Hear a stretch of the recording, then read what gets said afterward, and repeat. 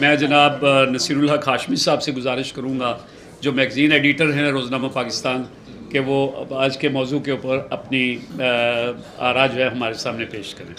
بسم اللہ الرحمن الرحیم۔ موضوع تھا کہ خوف کی فضا میں مضطرب ذہن۔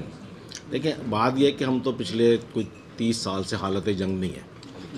دہشت گردی کے حوالے سے جو چیز تھی ہمیں اپنی قوم کو اس کے باوجود بھی ہم نے اپنی قوم کو اس لیے تیار نہیں کیا۔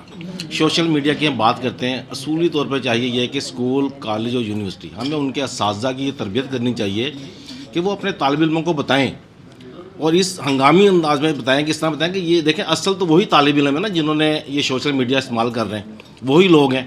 ان کو یہ بتائیں کہ یہ اس میں پازیٹیو اور نیگیٹو کیا چیزیں چلنی چاہیے، کیا نہیں چلنی چاہیے، ٹھیک ہے نا، بجائے یہ کہ ہم پابندیاں لگا دیتے ہیں اس پہ، ہمیں اس سے اجتناب کرنا چاہیے۔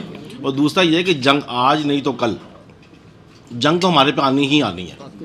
اگر ہم نے اپنی قوم کو اس سے پہلے اس کے لیے تیار نہ کیا تو پھر پہلی بات یہ کہ ہم تو خود اپنے دشمن خود ہیں، ہے نا۔ ایران میں جو کچھ ہوا وہاں پہ کہتے ہیں 24 گھنٹے 48 گھنٹے میں تو پتہ نہیں کیا کچھ ہو جائے گا، عوام اٹھ کھڑی ہوگی، یہ وہ سب ایک ہو گئے۔